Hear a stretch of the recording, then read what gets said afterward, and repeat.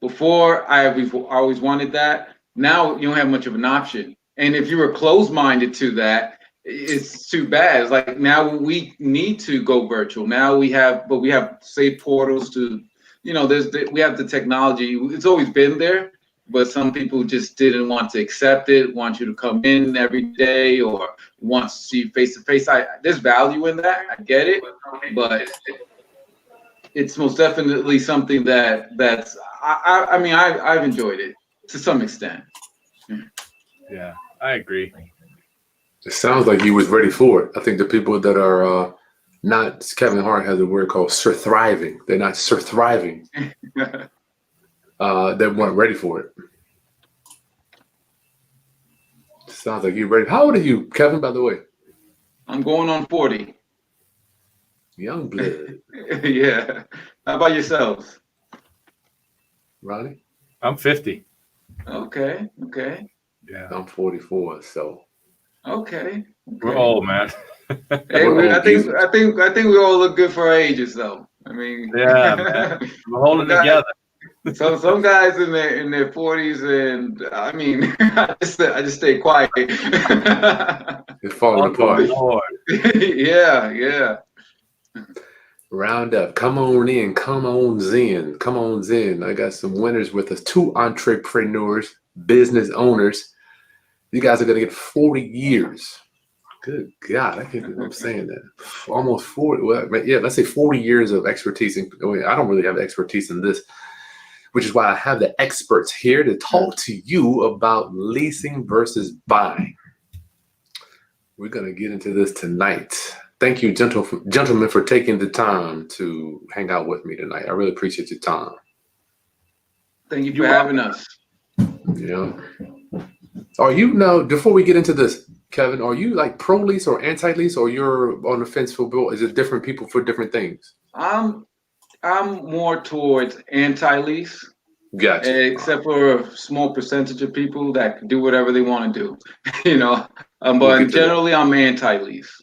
All right, we'll get to that. Okay, I'm gonna give you an introduction, both of y'all, so we can round uppers. Come on in. This is gonna be an interesting one tonight. Thank you for joining us. I am Chris Haskins. My mission and ministry is to raise your financial literacy through real estate investing and entrepreneurship.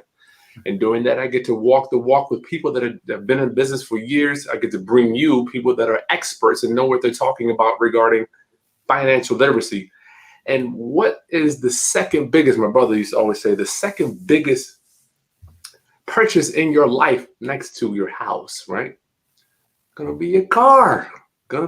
So what better way to express, to raise our financial literacy with the money that's going out to pay for these depreciating liabilities? Lovingly, I say that lovingly. So joining us tonight is my brother, Ronnie Haskins. How you doing, bro? What's up, everybody? What's up, Roundup? How you guys doing? I'm happy to be here, supporting Chris as usual. Yeah. Kevin De Vargas, how you doing, my friend? I'm doing great. How's everyone doing tonight? Yeah, it's good to see you both. Right. Thank you once again. So we're going to go a quick background. My brother is a car dealer, been buying and selling cars since the late 1990s. Is that right, Ronnie? 1993. Back early in the 1990s days. Before y'all were out of high school, I think. Okay. I'm like, wow. I'm sorry. I can't help myself. My brother been a car dealer forever, right? He knows the automotive business industry left inside and out. So he's the expert tonight on whether you should buy or lease. Once again, if you're just joining us, we're talking about the second biggest purchase that you're going to make in your life. Why not talk about that tonight with the experts? And we got Kevin De Vargas. Let's see. I got a little bit of background. You're down in the Atlanta area. That's right. CEO of Accounting 361, you're a certified public accountant. You got a master's in taxation. Wow. CPA, over 20 years of experience in the financial and accounting industry. What does the financial industry look like for you, Kevin? What do you mean, B? What does the financial industry look like? There's different aspects of it. Just for you, like your bio, I see you got financial and accounting industry. Okay, yeah. I mean, just helping people good. with it. But Yeah, with everything going on, we're kind of in the front lines, helping people with the PPP loan, the EDI, okay, everything going on, and then the gotcha. forgiveness part on the back end, helping Yep, them, get the tax breaks and not pay smart. for, whatever the clients need. But we're in the front end, helping out a lot of businesses get through Nice. these economic hardships right now, I'm and sure you. it's been a roller coaster ride, to be Yeah, I'm honest with you. imagining. I'm just like, Yeah. you could probably write a book on what you've seen over the last 6 months. You see millionaires go broke and vice versa. Some people who are doing very well. Yeah. So it's been, and how people handle it too. It's been challenging times. So across the board, not just economic, Yeah. psychologically too. It's just been Oh yeah. so many changes across the board. Kevin, you see this a lot more than me. Round up, make sure you come on, get your questions in. But I got these guys first. I try to beat it in my head, right? When there's someone going down, let me ask you, is there generally speaking another business or another sector of the marketplace going up? Yes, most definitely. Mm. Online, right? Zoom, Amazon, online retailers are going up while the others are going down. Some Mhm. types of services, cleaning services, who switched up to COVID cleaning.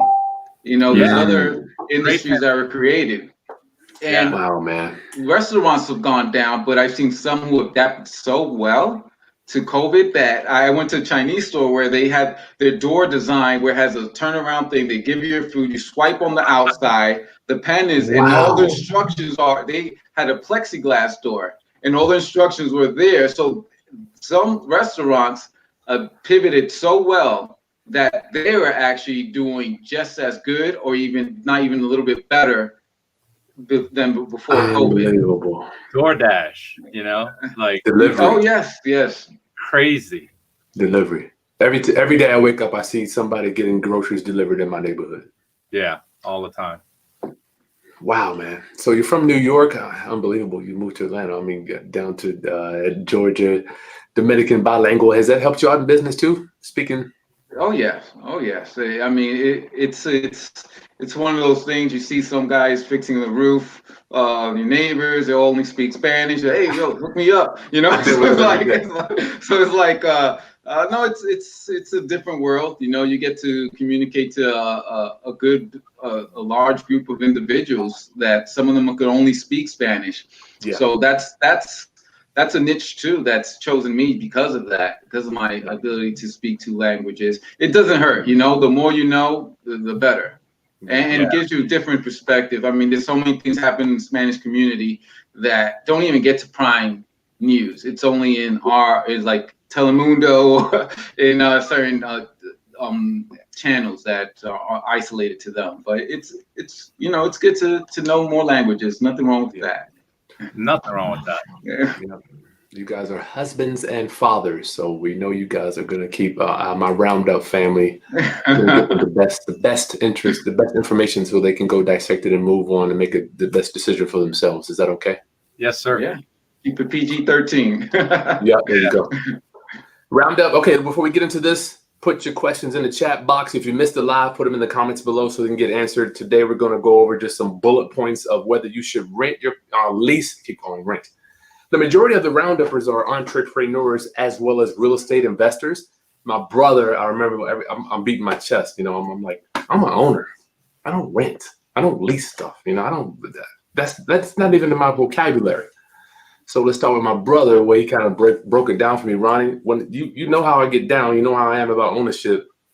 Just break that down regarding houses and cars. Just your philosophy on that and your outlook on it, please. Well, I own multiple rental properties. And I'm a big fan of owning and following the real estate roundup. I think that educating yourself on how to make money in the real estate game is fantastic. And after working in the car business for over 20 years, I start piecing those things together very, very slowly, not based on necessarily stuff I read, but things that I experienced. And so, you just come to some different conclusions. I mean, and by the way, the stuff I talk about, I am pro leasing, just so that we have pro and anti, but I'm not, it's case by case. You don't have to do it.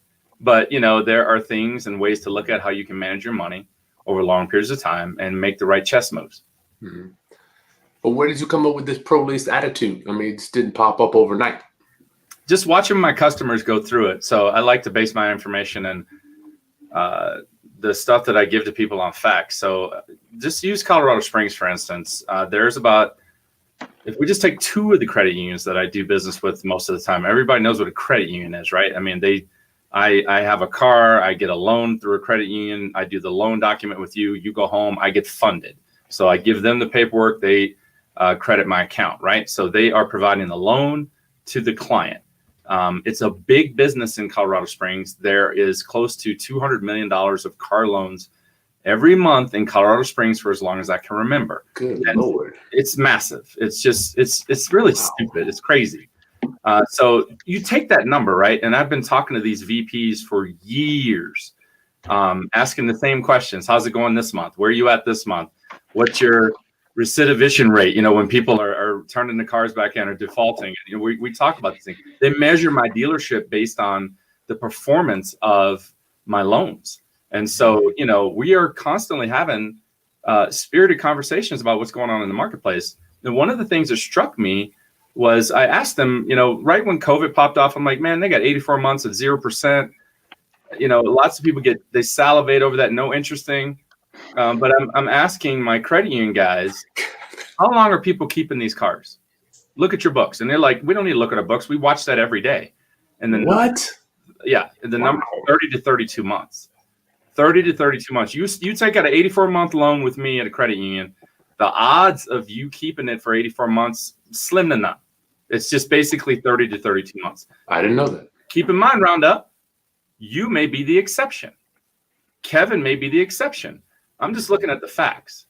And so when I got pro lease was, and I started looking at these and was like, why do you, my precious clients, why do you keep doing this to yourself? What are they doing, Ronnie? What, I mean, is it something that's has adverse effect on their financials? They're not. Well, I need to say this. Like, I'm not selling anybody leasing. I think you should do what works for you. But I am pro leasing, and so why they're doing this is because they're not able to look at their car loans and their car transactions, anything outside of a transaction at a hamburger joint. Oh no, we need a car. Let's go buy a hamburger. Instead of what you and I have been reading right now, and this is for you, Roundup, you know, Patrick Bet-David's next book, Your Next 5 Moves, right? Like, it's a chess game. It's not checkers. You know, if you have a car problem, it's a good time to go home and talk to your wife and say, are we still going to plan on having that baby? Because what should we be buying? Mm-hmm. But most people look at two things, you know, I want, and here's what I can afford. I want, and this is what I can afford. And it's like, okay, you know, and so that hamburger is purchased without any thought of what's going to happen in the next 3 years. Mm-hmm. And then they are thrust into another position that removes them from that 84-month loan in 30 to 32 months. Gotcha. So Kevin, tell us, when did the philosophy, ideology, the thought process for you come into it to say, well, you know what, it might be best to own a car as opposed to leasing it, being a CPA?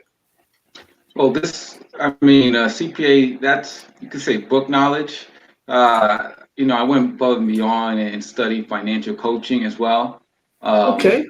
So, and I dug into that, and this one thing Ronnie mentioned, psychology behind a lot of things. Looked into that, and just the numbers. You know, I'm a numbers guy. The numbers don't add up. In reference to the leasing, and hence I lean towards purchasing your automotive, hands down, over leasing. I mean, overall, I understand some people, it doesn't affect them. I had clients that leased a brand new Bentley, right? But they're at a certain stage, and I used to work in the executive airport. So everyone in the executive airport, first of all, you had your own jet, right? And having in a luxury car, it's not uncommon in that area.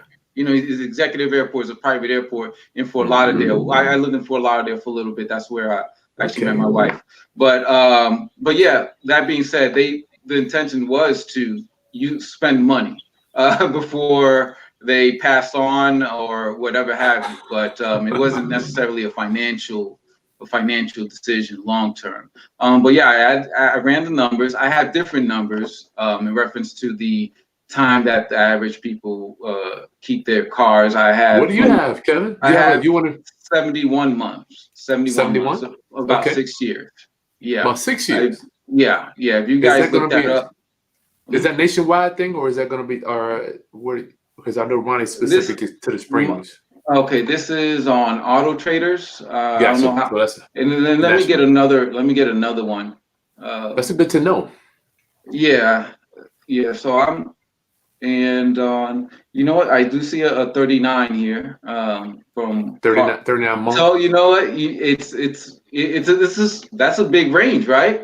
From one source driving, right? I mean, who knows? Yeah, and one source saying 39, the other one saying 71. That's big. That's a variation. You know, just to I said 71, but I saw another average here that showed you know, Toyota. Oh yeah, it depends what car. It looks like the Toyotas are they hold on to them longer. Yeah, so it depends on the brand, is what what he stated. So yeah, I used to spend a lot of time selling used Toyotas. So it wasn't just because I wanted to sell stuff. I mean, it was basically when people were asking for advice about what they should do, I was like, instead of buying new or leasing, let's get you a 2 to 3 year old car. Save. And my number has always been, if you can save $5,000 from a new car, good move. If it's $3,000, think about it. You know, think about it. Do you really want to step over $5 to pick up $1?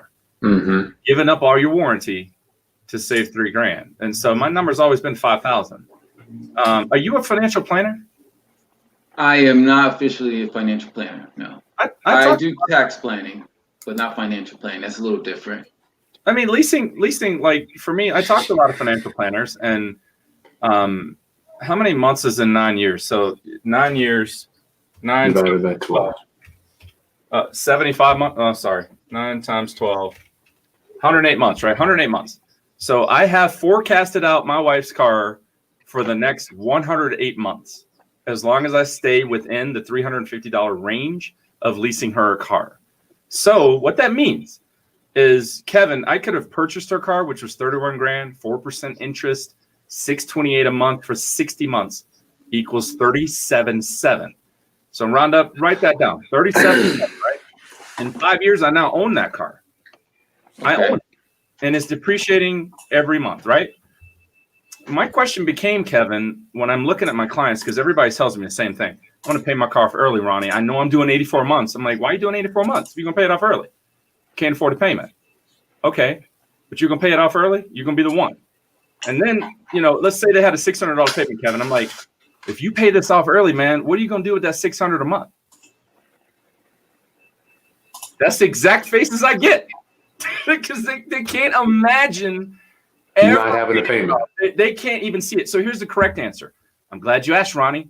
I'm going to take that 600 and direct it into leasing, purchasing more homes with Chris. Or I'm going to front end my Roth IRA or my SEP or whatever. I'm going to go see Kevin. And Kevin, I need you to do something with the 600 to help me increase my value, right? And you would agree with me. Those are great answers. But when I ask people, what you going to do with that 600 a month? Dude, they can't, nobody, like 98% of them are like, what are you talking about? So it's not even on the radar.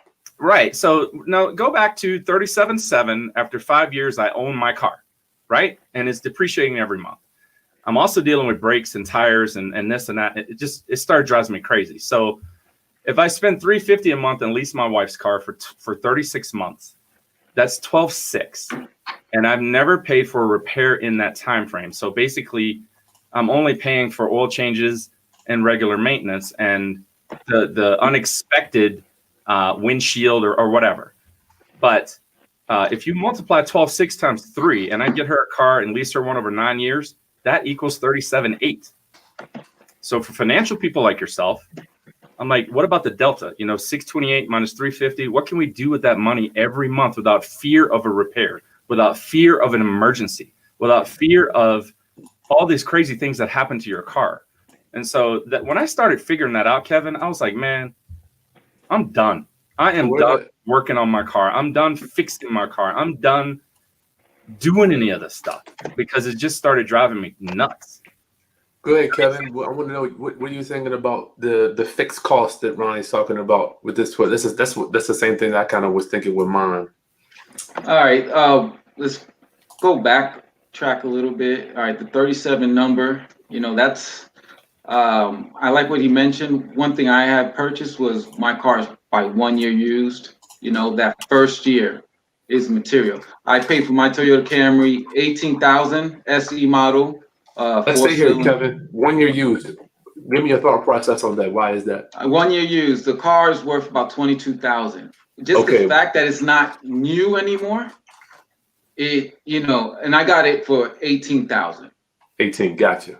Yes, so I say about. Mm-hmm. Okay. So $18,000 for this car. Yeah. And I only had not even 10,000 miles on it. So still in warranty. Still in the warranty. The fact that it's not new is a psychological thing. It loses its value. It might not be on record, but the fact, although technically it was new, it still smelled new. Yeah, I agree. I love cars like that. So I bought the car, 18,000, saved $4,000 on the sticker price, still under a factory warranty. Then, I get the same tax deductions.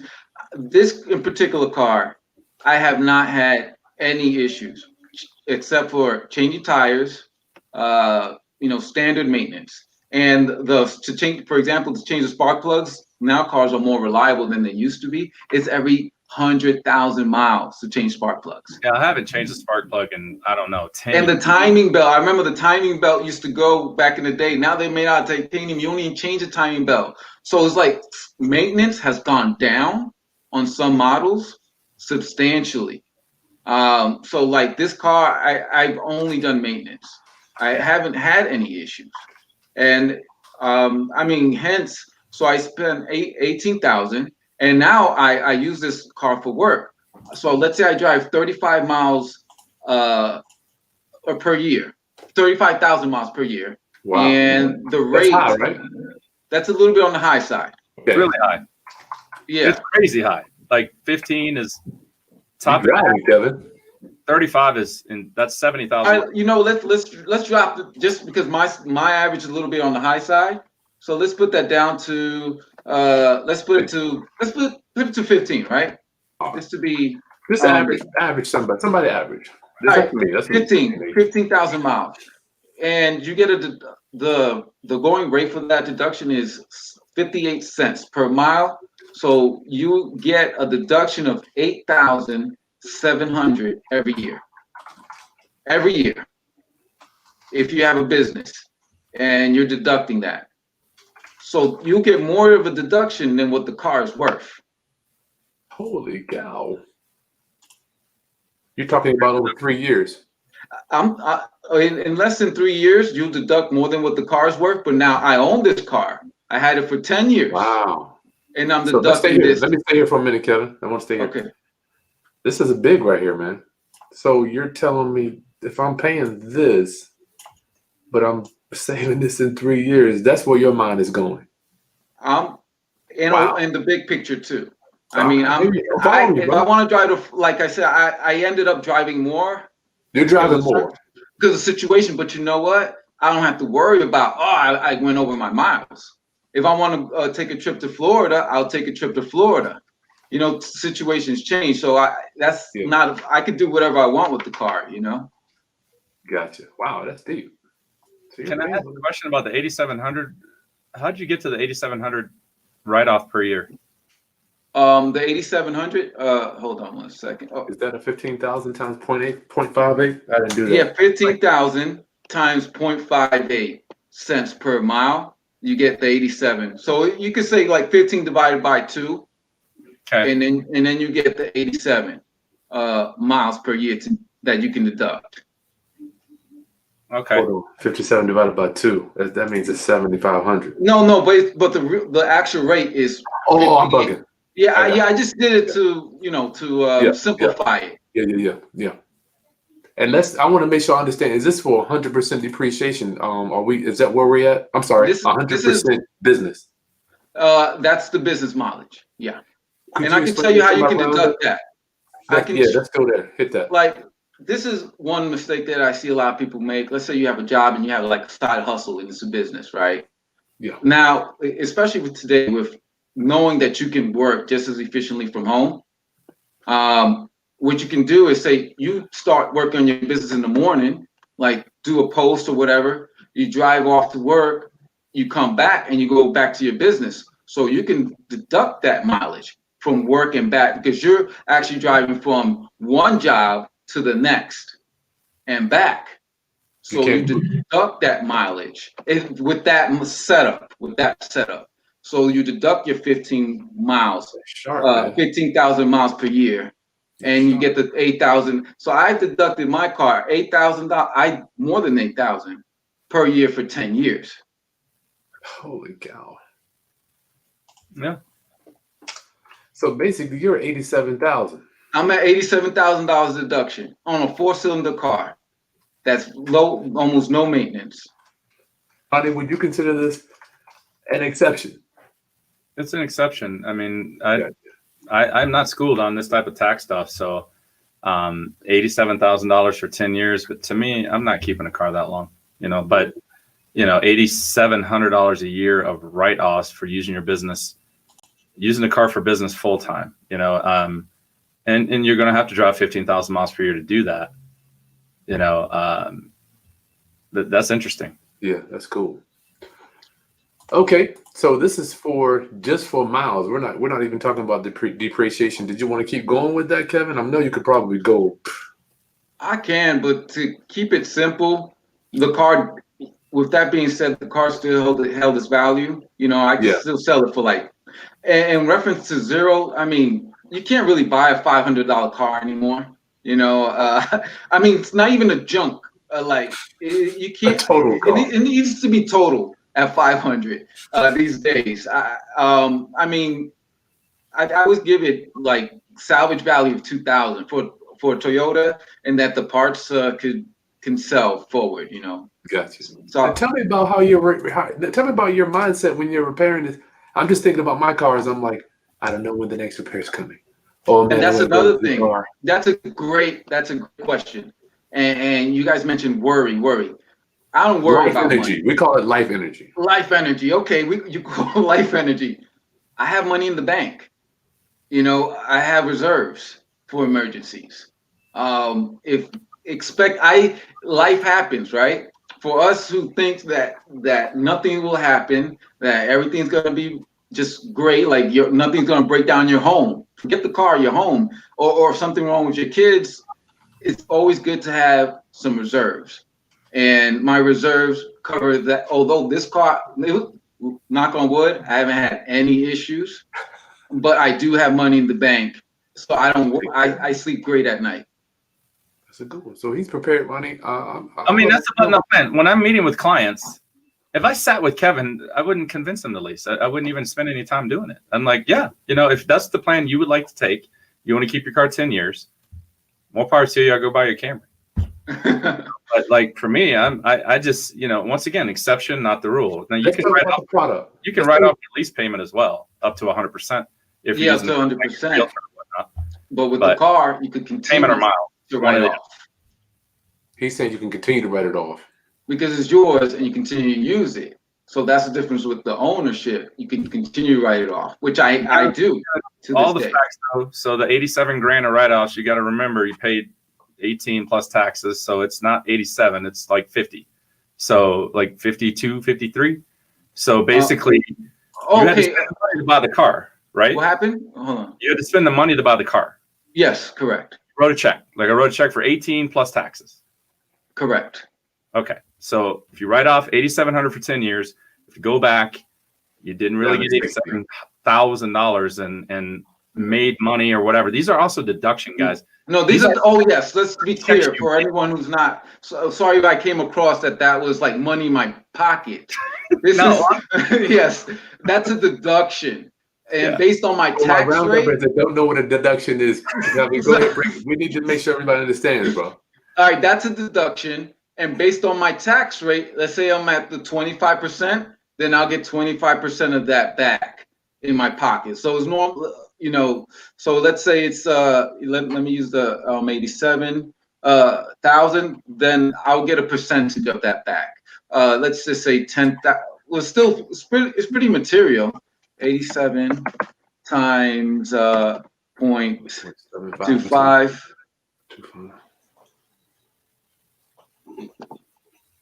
21,000. Okay. Still not bad. But Kevin, don't I get to, well, my accountant and I'm now amateur roundup, we're not giving you any advice, professional advice. This is for informational purposes only. Don't we get to write off our miles in the lease too? Because I don't write off my payments. She says I need to write off my miles. It's one or the other. It's one or the other. So you would have to drive enough miles. And by the way, when people ask me this stuff, man, I'm not an accountant or a CPA. I respect the game. I'm like, I've had a CPA working for me for going on 15 years. It's like, look, when my customers ask me this stuff, Kevin, I'm like, talk to your accountant. I don't know. I don't want to give you information that's misleading. It's like, I'm not going to say that to you so you lease a car. I'm like, I don't know. Talk to your accountant. Let me know what they tell you. We'll make the right move for you. You know, so everybody's different, but. And go backtracking to that, when you like the average person holds the car for about 3 years, you know, and that, let's just use that number. Let's forget the 72 that I saw. Let's stick to the lower number. One of the reasons is we're not really educated in school how to purchase cars or how to even go about it. We'll purchase the car quickly based on, oh man, I went on a road trip. It would have been nice that I had a third row. And then you buy this. It's very impulsive. And then you end up regretting. But when you know that this is expensive, and these impulses can get expensive. If you want to trade it in, you get tired even quicker. Within 1 year, you want to trade it in and already lost a lot of value, and then upgrade to another one. I seen that debt on top of that, lots of impulse moves. That it's just you're starting off with the wrong state of mind. Impulse after impulse. I have family members, I'm not going to mention who, but that they've traded. I don't like it anymore. It's not what I expected. Well, you should have done your research. I just overall, in real estate and any purchase, do your research. The amount of money it costs you, line it up with the amount of time you should think about it. Yeah, I mean, Kevin, you know, I'm in the pews. I'm listening. It sounds like we're on the same thing. Yeah. I don't sell any impulsive deals in my office. You know, I'll tell you, man, I'll give you a great example. So I've got clients, you know, they want third row seats. And I'm going to tell you, round-uppers, you have baby number 3, you don't want to talk to me because those cars start at 40, 50. You want to tow a camper? 60. You know, you leave the 350 a month range and you quickly enter the 600 a month range. And we ain't talking about luxury. Come on over here. You know what I mean? Come on in. I got one outside. You know, so like I get it, but they don't put any thought into it. You know, and so whether you lease or buy is irrelevant to me. I want to help you make the right decision. I think leasing definitely has a place, especially once you start moving forward in your life. It's like, Kevin, I haven't sold a Camry in probably 2 years now, and I went through 18 of I would buy a Camry to drive as my driver. I go to the auction, I get a 19. I drive her for 3 months. I'll sell it. I buy another one and another one and another one and another one because I could just put that money in the plexiglass box and get rate of return that was crazy because I could always sell a Camry. Now I do that with RAV4s because nobody's driving Camrys anymore. You're the exception. Once again, you're exception, but people are not calling me for cars. The industry has completely changed. SUVs. They want SUVs, man. They want to back. Let's stay here. Let's stay here. They want the all-wheel drive. Yeah. They want or if they're even, I buy cars in Georgia, by the way. I buy it right in Manheim, Atlanta. And so basically, it only costs $800 to ship a car from Atlanta to my front door here. It's nuts. They just drive that way a lot. But, you know, like cars are just changing so rapidly. They become cell phones, you know, and it's like, you know, I agree with the way you did it. I'm like, you know, that's fantastic, you know, but when you're planning someone's future, you got to understand we can't save them. They're going to want to go do what they want to go do. And so what I try to do is line them up for success, knowing the things that I know. You're only going to keep it 30, 32 months. You're going to be a problem. I can see y'all talking about having a baby. You can't see it. I can't. So you know what? You should probably do this and spend 13 grand over 3 years instead of trying to keep tax records. Like me, I don't write off dinners. I don't write off stuff. You'd probably be a good accountant for me, but I've never wanted to have those types of things to follow up with. So I don't like stepping over $5 to pick up $1. I'm like, whatever. I don't chase every little write-off. But I've never been audited. So, every time I do business, I don't need to have a side hustle so I can justify writing off taxes. What you're talking about is great, but it also requires a lot of discipline and a lot of paperwork. Do you agree with that, Kevin? Hiring somebody like you, No, I disagree with a lot of paperwork and discipline. I don't use any paperwork. That's how you doing it, Kevin? It's all automated.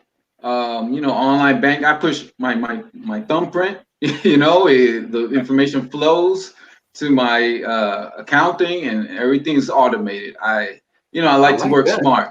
But yeah, I don't keep any records, and I just do an average. I drive from A to B.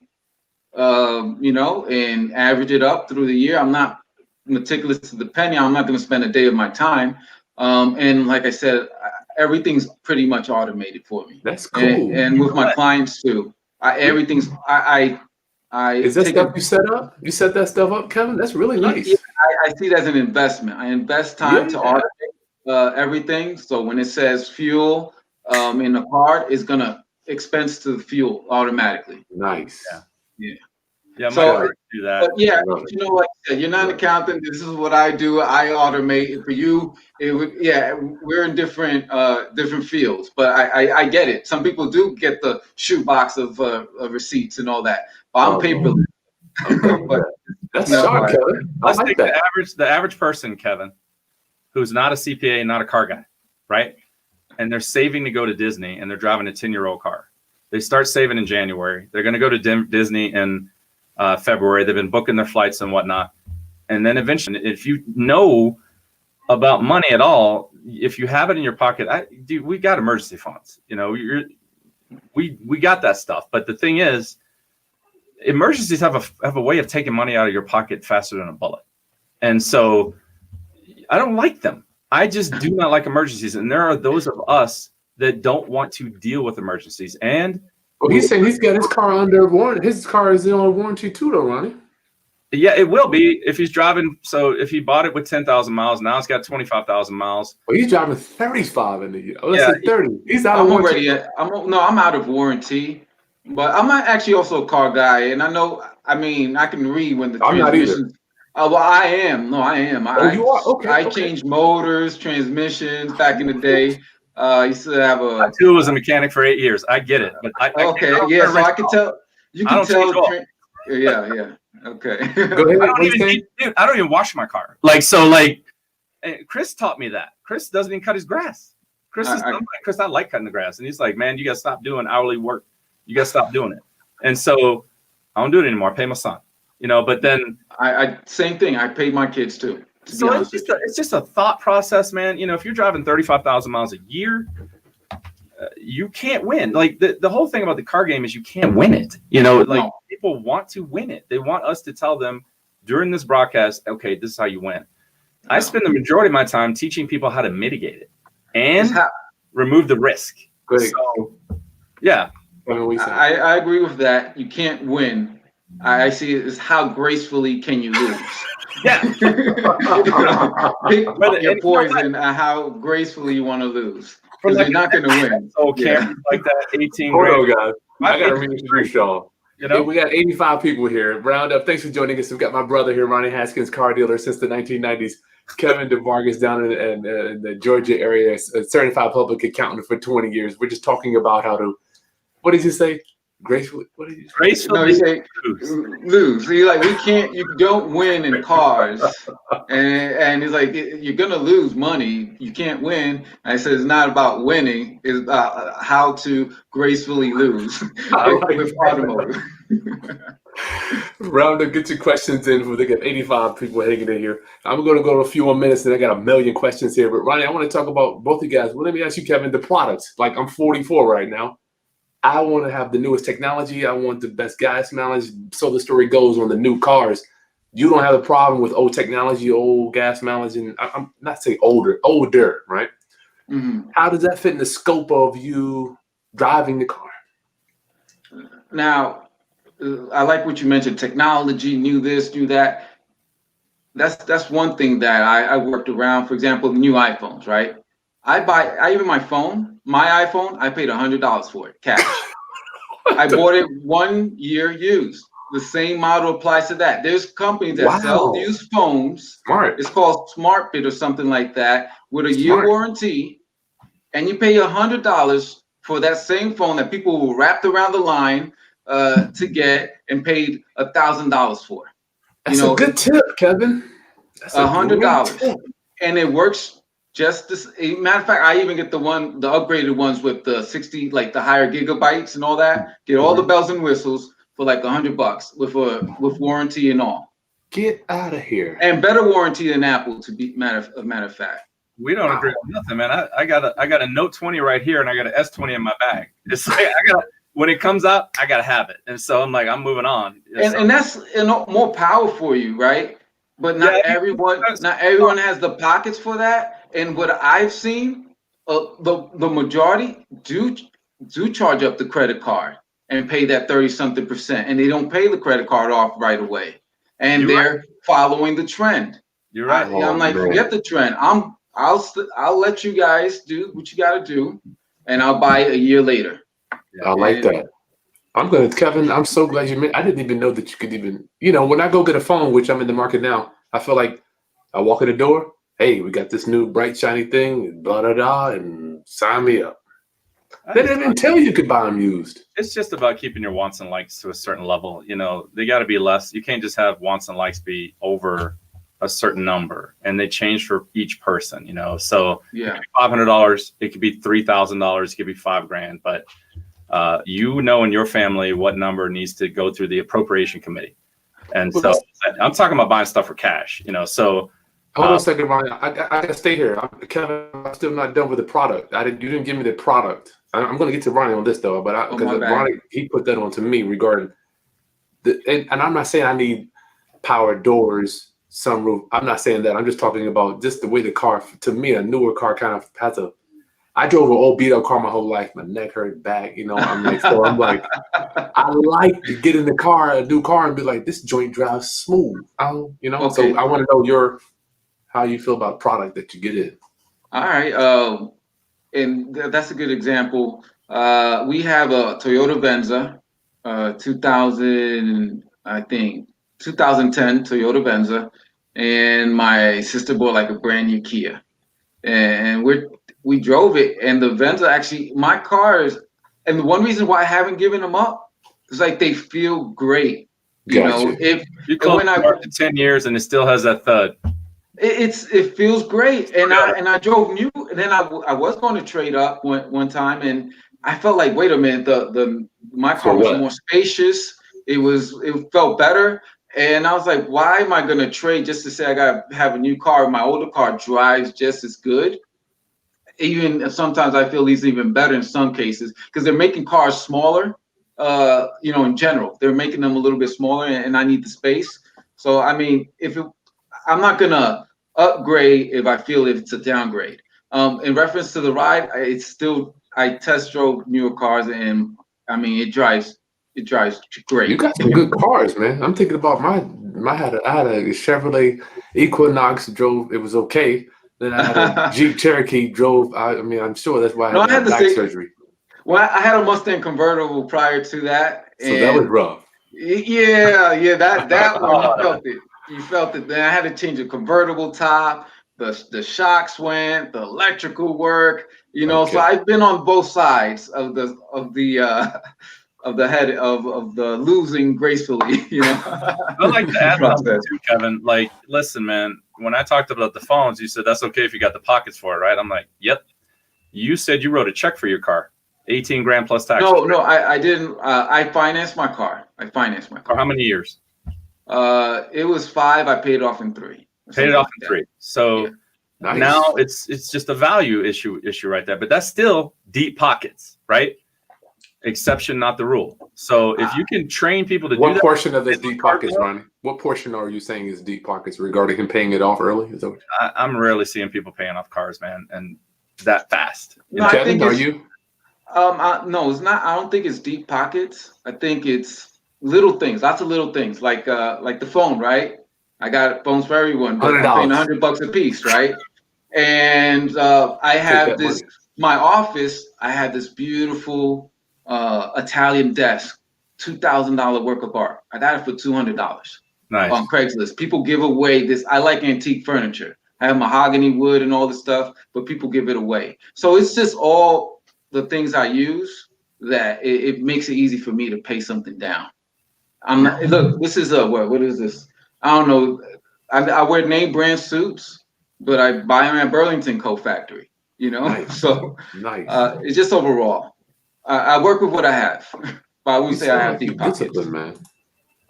Yeah, I'm disciplined. I learned how to be disciplined, not by choice. You know, growing up in the projects, we didn't have much, so you learn how to stretch a dollar. You know, That's the point. That's exactly the point there. You know, when you're talking about the entire public and the $200 million of car loans going out every month in this town, the discipline is not there. So all I try to do is help them make a better decision instead of watching them make an impulse decision and go, because they're not going to pay it off in 3 years. They're not going to write off $8,700 a year. They're not going to do any of that. So basically what they're going to do is keep buying what they want and what they like.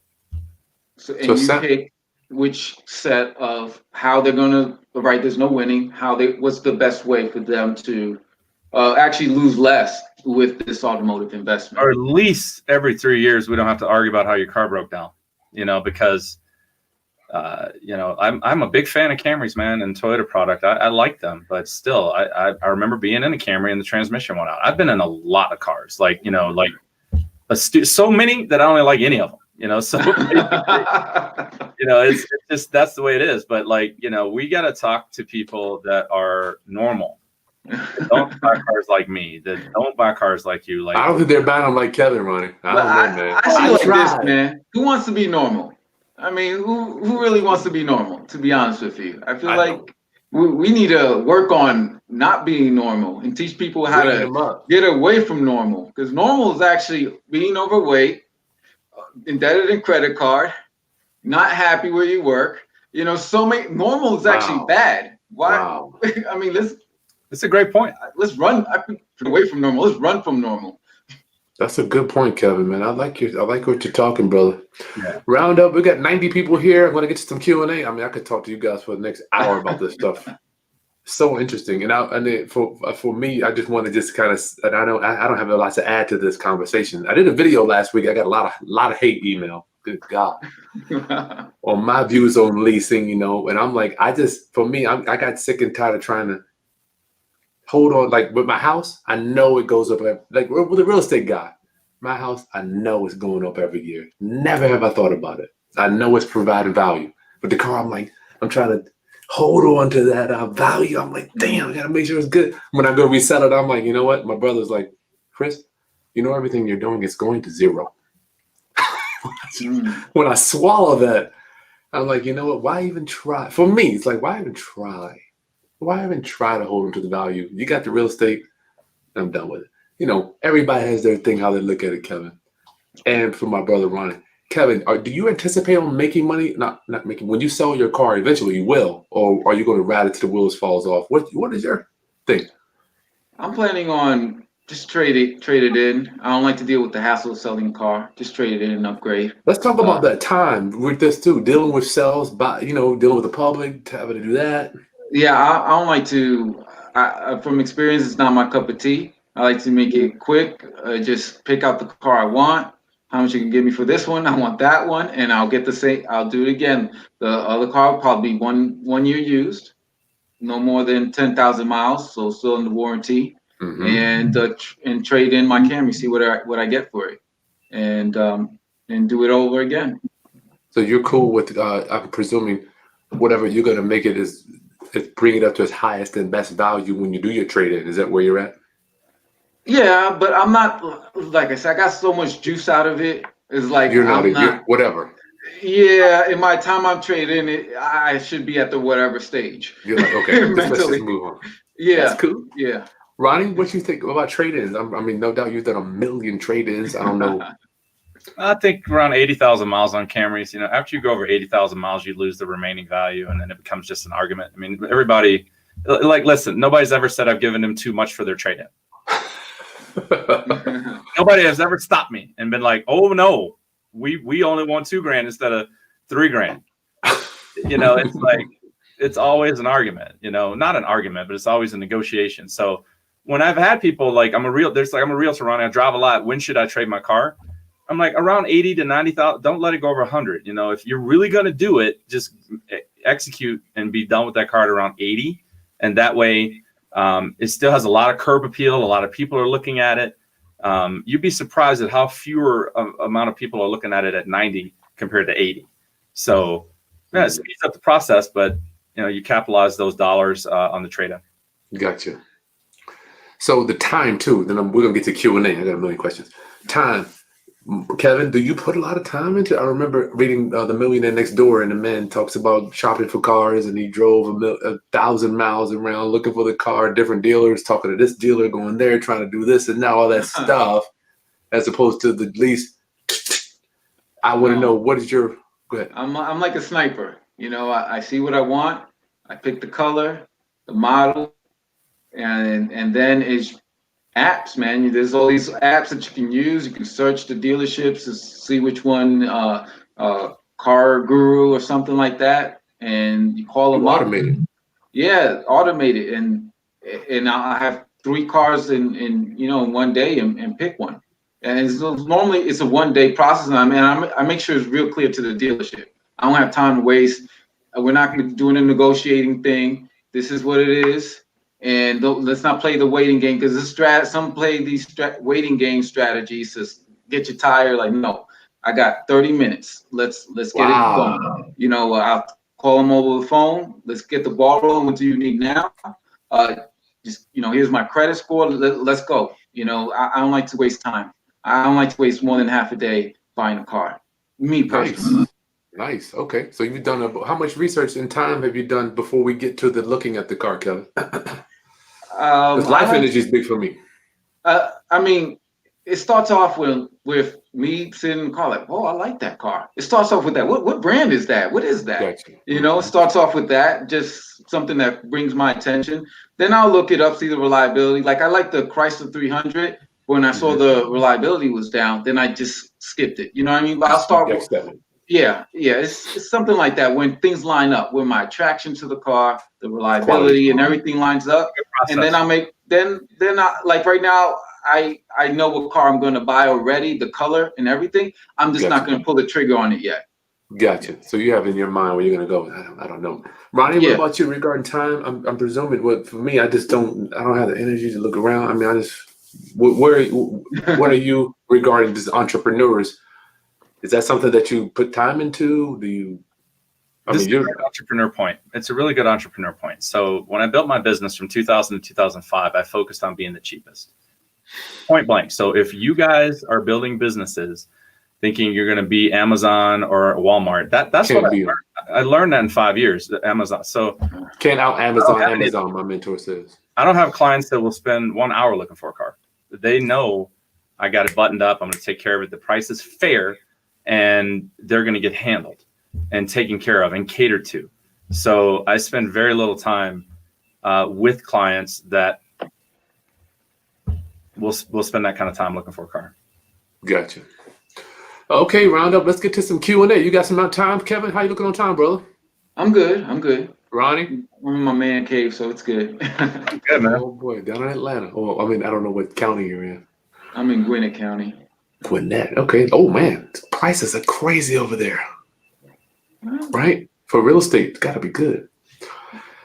Damon, as a salesman, I drive a lot of miles state to state. Is a lease good for a lot of miles? I know Ronnie talked about that before. Damon, let me know where you're chiming in from, too, Roundup. We almost got 100 people on here. Q&A is going to be good. Yeah, so look, I have specific cars that I like for that. A year ago, Volkswagen got in a lot of trouble, and they were They had a 6-year, 72,000 mile bumper to bumper warranty. So I have insurance agents driving. They lease those cars for 25,000 miles a year. So 75,000 miles over 3 years. And most of that, I mean, they were 3,000 miles out of warranty. So it was fantastic. They've since dropped that down to 4-year 50, bumper to bumper. So, if it depends on what you're driving. I tell people all the time that like, you got to really know how many miles you're driving.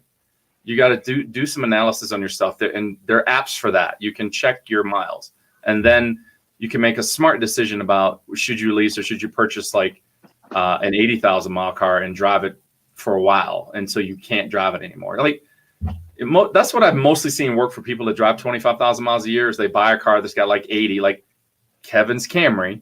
He's coming out of it. So he's taken all the depreciation and earned all the tax credits and stuff like that. And then you buy that car and keep it as long as you can. Or you've got more budget and you can lease a car for 20, you can go up to 30,000 miles a year, but most people don't want those payments. They approach $800-900. So, but some people do. Kevin, what are you thinking about this one? I agree on some portions. It depends what type of car you're driving. You can't. I wouldn't recommend doing that on a BMW or anything like that, or because your lease is going to go up. So hence, I'm still leaning towards purchasing a car, fairly used, lightly used. If you're driving a lot of miles, I mean, depending on what you want to get out of it, something that's fuel efficient, and driving it. I mean, it looks like your car is just a point A, point B type of ride. And get more deductions than what the car is worth. That's my Gotcha. Oops, sorry about that. General advice. We can only give general. Yeah, this is just general, y'all. These folks can't give as a realtor that decided to buy. Chris, hey, John Hollywood, car flipping architect. Wow, I've been listening to you and gaining knowledge. I'd love to do a video providing around. Okay, yeah, sure. Private party car buying and selling. Yeah, who is that? John, just shoot me an email, my friend. Chris buys houses at Gmail. Somebody has a 2006. Sylvia has a 2006 and still rolling Ford Explorer. Is she on borrowed time? I don't know. Sylvia, 2006. Really? Wow. I'm just not that good with cars. My cars, they just don't last that long. West. People are buying them. No car repairs over 8 years. West Indy Beauty. Is that going to be average, or generally speaking, is that going to be experience for everybody? Kevin, no repairs in 8 years. Wow.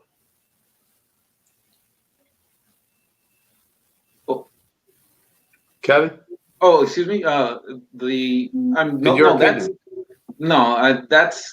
He and also the driver too. Not only the car.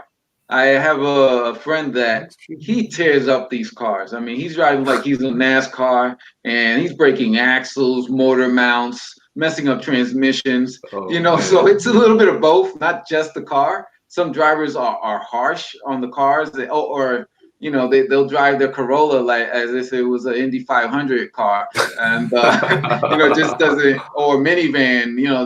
They're doing donuts in the parking lot in a minivan. So in general, that's not always the case, but that's great, but that's not always the case. Ronnie, I'm like, if I had repairs in 8 years, go ahead, Ronnie. I absolutely am very thankful that she's had this 10 years, right? But here's the deal, man. Here's the deal. It's going to come to an end and reaching one day. So I did some research on this before, not for this video. I did some research for a video I made like a while back. SUVs, right? You're driving an Acura. SUVs appreciate 4% a year. So you total that car 5 years after you bought it. You now need 20% more to buy a new one, unless you're a sniper like Kevin. So it's like that when it comes to an end, it's going to be super painful unless you got it super, they're $55,000 now. If it's save some money. Your wife has one of these, Chris. It's like, yeah. So I like that plan, but we didn't buy it for economical. We bought it for luxury. Yeah. I like her plan, but you still, if you want to keep driving Acuras, you better be putting money away. and better be putting it away. And okay, I know this is going to come to an end. Ronnie said so, even though I don't believe him. But at some point, it's going to come to an end, and it's going to come to a screeching halt. And now you're going to open up the website and start looking and be like, good Lord, I paid 20 grand for mine 10 years ago. What is this? Well, maybe I can get a Kia. It's like, well, no, they're 35 grand too. It's like, dude, get ready. So this is it hurts me to the heart because I love people and I want people to understand. I don't want to sell you 50 grand cars, man. I want you to do what's best for you, but that Acura is not going to last forever. Okay. Not. All right. Bonnie wants to know, hey, I think that's Bonnie. Can you do the same deductions on a leased car that you can on a purchased car? I guess that's going to be Kevin knows more about that stuff. I mean, with the lease car, you're better off deducting the full lease expense. It depends on the mileage that you drive, but normally the lease car, you're better off sticking with the lease expenses. And when you own a car and you don't have certain payments and all, you're going to take the mileage. So that's the general answer to that. Gotcha. I got an answer on that. You can deduct the payment or the miles. You can't deduct. Yeah, it's very simple. Yeah. Gotcha. John Hollywood has bought 27 cars in the last few years and made $65,000. My thing is, I just ain't putting the time into doing it. I just ain't gonna do it. I'm gonna do it. John, I think that's a good strategy for you, brother. Shit, I would do that. All car notes are fraud, and as well as mortgages. I don't know. I still gotta pay him, and you will see what the truth. I mean, yeah, a car note, you are paying a lot more for the car at the beginning of the note. You're almost paying, but at the end of the day, if you don't have a lot of people don't have money to pay for the houses in cash, and a lot of people don't have, and then you're gonna be paying your rent. So is it fraud? Not really. I wouldn't call it fraud. You got to have a roof over your head, or you could live in your mom's basement, save up your money, and buy a house cash. That's always possible, but that's not for everybody. No. You can't beat the system. Well, you can try the system, man. Yeah. They can never show you the original note. Yeah. See, now this is Free Church Press is getting on a whole nother level. Oh, no, we don't do business that way. We do business on the up and up with wet ink, and clients get copies. You know what? We actually keep those copies, the wet ink copies, on file for 5 years, locked away. So anytime you want to see your load, they have it on file. Good. Somebody says they use the app to track mileage. No records. No, Bonnie says no records. How are you tracking your miles, Kevin? That's a good question. It's a standard routine. So it's like it's a routine. You can use an app. I didn't say no records. I said no paperwork. There's a difference. I said electronic records. So I never said no record. Everything actually is well recorded. Things from the statements flow into the financials. Everything's well recorded. Just no paper records, no shoe boxes. That's what I meant. I like that. I like that, Kevin. That's the new way. It's the new way. Oh, her business is automated too. Yeah.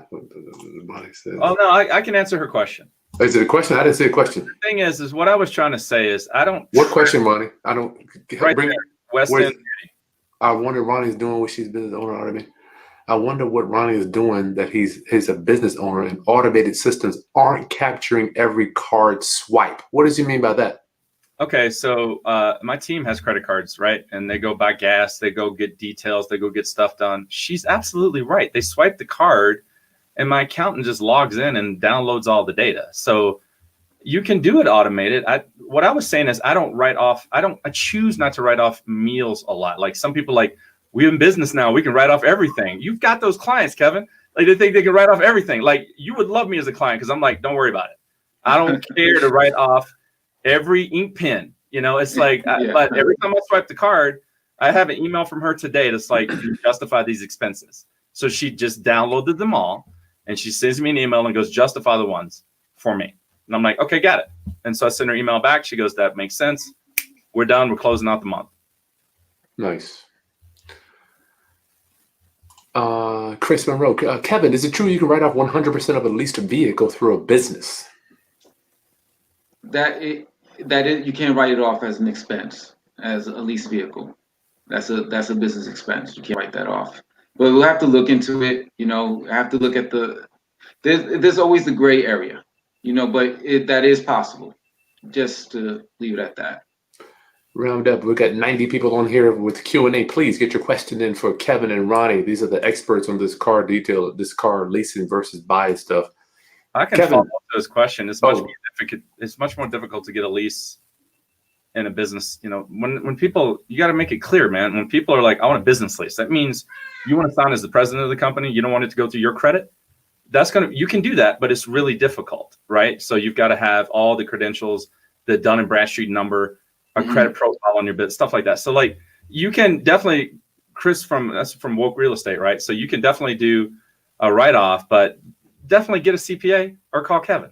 Good point. Yeah, and what you said too, your business is like a child. It needs to have developed credit and so forth. You need to build it up. Mm-hmm. And isn't insurance different on a business too? I mean, car insurance. I mean, I got people crash cars and like it was in my business name and they did not declaim because it was in the personal name of insurance. Yeah, man. We have what's called garage liability insurance. It's a completely different beast. It's, I have 6 or 7 dealer plates. You can come test drive a car. I don't know if you got a DUL last night, but it'll be covered. So, it's like, that's a whole nother video, bro. Yeah, that's a whole nother. Yeah. Sylvia wants to know, she buys her phones used too. Patricia wants to know, where can I get my discounted phone? Me too. I need to get I think it's called smartphones, and looks like a few people are interested in that. I think it's Smart Buy or smartphones. You can look it up. Use iPhones. Just Google. You could Google it. Right off the top of my head, I'm sorry, I don't know the exact name. We covered so many topics. You opened up something here tonight, Kevin, with that. It looks like that. Janelle wants to know, is the auto insurance more or less when leasing? Either one of you guys. It's full coverage. Full coverage is full coverage. The only thing is when you own it and it's paid for, you have the option of removing full coverage. But depending on what state you are, I don't know if you want to do that. In New York, full coverage is significantly more. In Georgia, it's only a few $100s less. So I stay with full coverage, although I own my cars right out. But in New York, it was like the insurance was worth more than the car. So then I got regular coverage. So that's terrible. It's $4,000, $4,000+ a year in insurance, and that's standard. So it's crazy out there. I mean, it depends where you're at. You got to understand, if you do a loan for 60 months or a lease, it's the same insurance. Same insurance. Gotcha. Ford found on roadside dead. I like Ford. David, hey, Guerrero Brothers. I never leased a car until I became a real estate agent. Now I write it all off. Before that, I only purchased cars. Yep. Yeah. Okay, anything to drive it. Nice. That's a good point. Yeah, Pastor Kevin, don't be average. That's a very good point, Kevin. But I think that's why we're here tonight, though. Yeah. I'm sure you wouldn't want to bring any average interviewers either. I would not. Nikki wants to know, how do I get the most for my trade-in? I'll leave that to you. Keep a list of service records. I mean, once again, I would need more info to really answer your question. But in general, service your car, keep records. Don't wreck it. Don't get hit and get a Carfax report because that lowers its value. You want to make sure you detail your car at least once a year. I see families that bring in these cars and it looks like they haven't been cleaned since the day they left the show floor and they're 5 years old, and it's like, man, this is going to take $400 to clean, which literally, but like that. And then the most of the trading goes back to what I said earlier, trade it in before it runs out of value. 80,000 miles is the drop off point. Once you go over that, it's a completely different game. So that would be the first step. Take care of the services. Go ahead. We'll listen. No, I just said the first thing is take care of it and service it. Gotcha. Okay. That's it. Well, we went over that. The LLC, we went over that, Troy. You can rewind it on that. If you want to lease, you should have a hoopty. I don't know. I have a Class C. Hold up. Here we go. I have a Class C certified mechanic's license to repair his. Oh, he can repair their vehicles all the time. He's cutting out the yeah.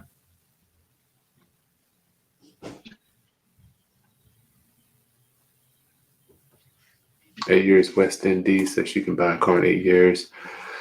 Superintendent Ricardo. I'm a superintendent for a large home builder, saving money to get a construction loan to build and sell. Any advice? Credit is good. That's an open-ended one there. Go ahead, Kevin. All right. Save money to get a About construction spec loan. home, any construction loan. Any advice on build and sell a spec home? That's my thing. That's what we do. But we don't get loans, Ricardo. We have private investors. I don't know about doing that, but you can do that. Yeah, I would mix and match. See what you can do. Can you get with private investors or help you out with some of the down payment to get it going, and then go with the standard route. Keep all your options open. That would be my advice. Keep all your options open. That way you have more options and you can get a better rate. Just keep your options open. Yeah, Ricardo, here's the thing, man. When you see my channel, like you hear me talk about don't go to loan, don't go to banks, right? I'm putting on a character for you because I want you to know that there's a world out there outside of banks, Ricardo. That's all, man. But if you can get a construction loan at 4%, I would say go ahead and get it.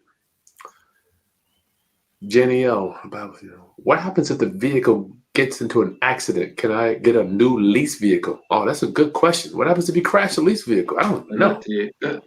Hold on. That's to you right there. So I love Ronnie. I love this one, right? So if you buy a used car like Kevin, which is not a bad way to do it, right? And then the car gets hit but not totaled.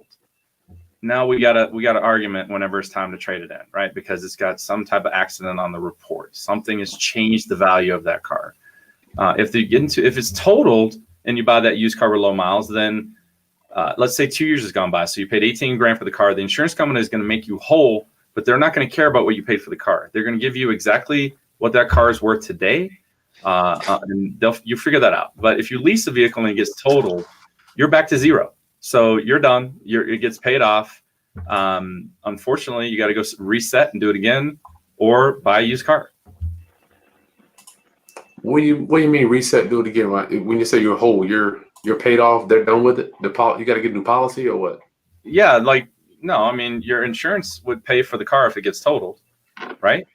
On the lease side, they're not going to fix it. I mean, it's total. It's gone. Your contract is done. I mean, it is because they pay it off. So and you're out the door. You don't even have a car. And here's the right answer, guys. It's no different than a 5-year loan. So if you lease the car, you buy a car that's used and do a 5-year loan and total the car in 2 months, the insurance company pays the car off. If you lease the car for 3 years and crash it and total it in 2 months, the insurance company pays the car off. So basically, there's some reasons why they wouldn't. Like you rolled over a used car with $5 grand of negative equity, you need to look at gap insurance, and you need to have that. That's like $300 for the life of the loan. So there's some things like that you should be looking at. But basically, if you total the car, it's not a big deal. They pay it off. You don't have a car. You get a rental car from your insurance company. Go start looking for a car and do a lease again or buy something. Gotcha. USA Land Ventures. I buy a car and keep it until it dies. Drives it till the wheels fall off. I know who that is. This dude could buy the dealership. Oh yeah. All right. My thing is, the money you spend investing in the car, you could have used that money to invest in other investments that will make you back the money. You guys, do you have that mantra? I know Ronnie talks about that. I don't know. I talk about it all the time. Kevin, do you? I like I said, it's an expense. I mean, if we didn't need cars, I don't think any of us would buy them, right? If we didn't feel we needed them, it's an expense that we're incurring. How can you find out based on your personality? Yeah, if you're not going to keep the car more than XYZ, you find out what's the best rate for you. But it's an expense. I mean, if you don't need it, don't get it. But as far as I know, most of us need cars. So I mean. Yeah, but she's saying, I'm not going to spend a car, I'm going to buy real estate. Or you're going to have to walk to look at the properties or something, or get an Uber or something. That's perfectly fine. But it's up to you. That's a luxury. I get it. But I wouldn't have cars if I didn't need them. Yeah, that's a daggone good point. Well, there have you had it. We've got 85 people here. I'd like to get final thoughts on this lease on car leasing and buying. This all came about because I did the video over the weekend. I got tons of hate mail and people mad at the lease car thing. I'm like, you know what? Let me get the experts because I don't know what the hell I'm talking about when it comes to cars. Experts are here. I didn't know you were a car guy, Kevin, too. So you're into cars. Yeah, I used to have a car club back in the days. I'm into cars. Not as much as I used to be. Older. I had my stage when I was really into cars. Mm-hmm. So how do you view them? Are they like me, a depreciating liability, or how do you view your car? Is it A to B? I view them as an expense. Just an expense on a spreadsheet. I used to view them as an expression of who you are. Like some people it's more than just the car. It's like part of you. I used to fix them up, put the sound system and all that. I think we all do. Work on the engines and it was an expression back in the day. So I mean, some people have emotional attachment, and it's an expense. When it's all said and done. An expense. I like the way you're saying that. So you're just saying it's nothing but a number on an Excel spreadsheet. Boom. Yes and no. I mean, I do like the car to look good and feel good. But it's no longer an expression of who I am. Gotcha. And it no longer helps my esteem go up or go down. I'm still my value as a person. I don't feel more special if I'm driving Mercedes Benz, or I don't feel less of a person if I'm driving a Honda. Has that come with maturity for you, Kevin, or where did that come from? I'm guessing. I want to know, how did you get to that? How did I get to that? From experience, seeing I had a sports car, and I did get more attention, and I liked it, but. Then you realize those people are they're attracted to you for what you own or the material or what have you. And I think the best way to get real friends or real people around you is just being on a basic level. And also in general, you just see that is a lot of insecure people showing off their 12 watches. They only got 2 wrists, and they'll go on vacation with a suitcase full of watches. I was like, you only go on vacation for 3 days, but you got 24 watches in a briefcase, and you want to show it off on camera. So I feel like that shows that you have a low self-esteem about yourself, and you just want the world to say that you're special because of this. And that's where we get into debt by playing this material world, like being special on that level. I like that, Kevin. I think a lot. Well, for me, as I came up through the ranks, I noticed that the people, when I would do an intake for my inner circle, the people that look the best, their spreadsheets look like garbage. They look like garbage. I'm going to say this very unique story, and this is what really. I worked in the bank while I was going to school as a teller, and I would work the drive-through, and I would see these people with 6 figures in their account, cash, and they drive duct up tape. I saw one person, okay, I thought it was an anomaly. Then I saw this guy with the decked out Explorer, rims, matching leather jacket, jewelry, glasses, asking me if I could help him pay his car. Like, whoa, I'm the banker. But you're the bank teller. Yeah, I'm the teller. I was like, I put in a few cents, but I'm not going to pay. It was this absurdity that I saw repeat. People with the hoopties had the full bankroll, owned all this property, and the guys with the ones that I looked up to, their account was nowhere near where you would expect it to be with the car that they were driving. But it happened. I even had to speak to my manager, like, what's going on? Did I enter the twilight zone? Why are the people who appear to be rich are not? And the people who appear to be dead broke have more money than you can ever imagine. But it happened over and over in the drive-thru.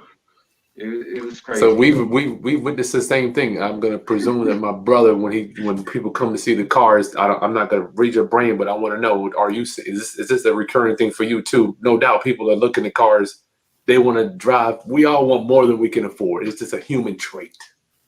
Honestly, man, it's a universal problem, everywhere you go. And I'll tell you what, people come in, they want to buy a car for 84 months, starting out at 80,000 miles so they can get a Tahoe or a Denali, right? And I'm like, guys, you're never going to make it. Why don't you lease a car? Why don't you just lease a car? You're never going to pay this car off. It's got 80,000 miles on it today.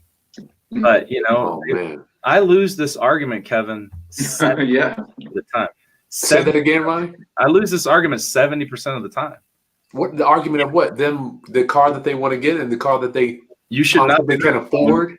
Like, I had a family that had this interesting stuff. They had a third row seat car, and they needed to get another car because their other third row seat car got totaled. And I was like, well, you don't need 2 third row seat cars, do you?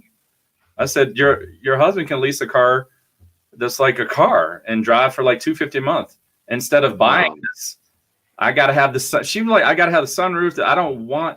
I need captain's rows so that I don't have to get out the car and open the door for my kid. And I'm like, guys, you don't need that.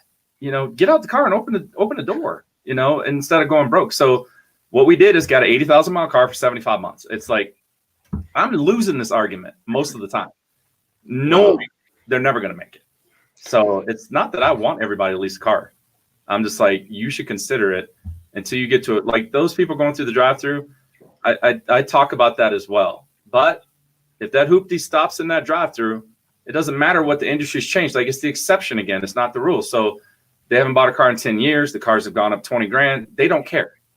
Like, so they'll buy another one for 75 grand, write a check, and keep coming through the drive-through. And for another 10 or 15 years. Exception, not the rule.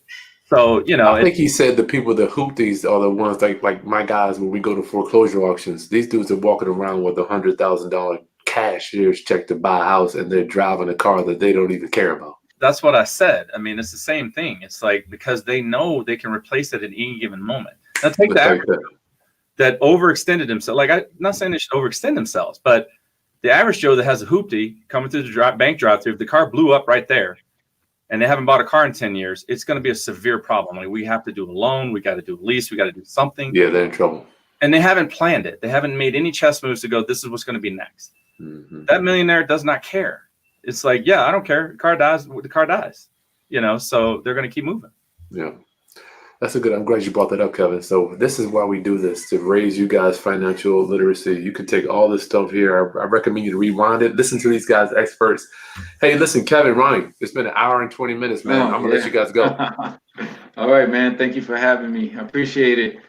Let's stay in touch, Kevin. I like your philosophy. I like the way you process stuff, bro. All right, for sure, man. Get into taxes and all that other good stuff, too, if you want to. In real estate, a lot of loopholes for that. Oh, man, we'll get you on again to talk about that. Round up. Make sure you subscribe, to share this information with other people that are trying to lease, buy, what they should do, write-offs, all that stuff. Ronnie, thank you so much for your time too, brother. All right, Ronnie. Appreciate you, brother. All right, see you soon, Round up. Okay. All right, peace.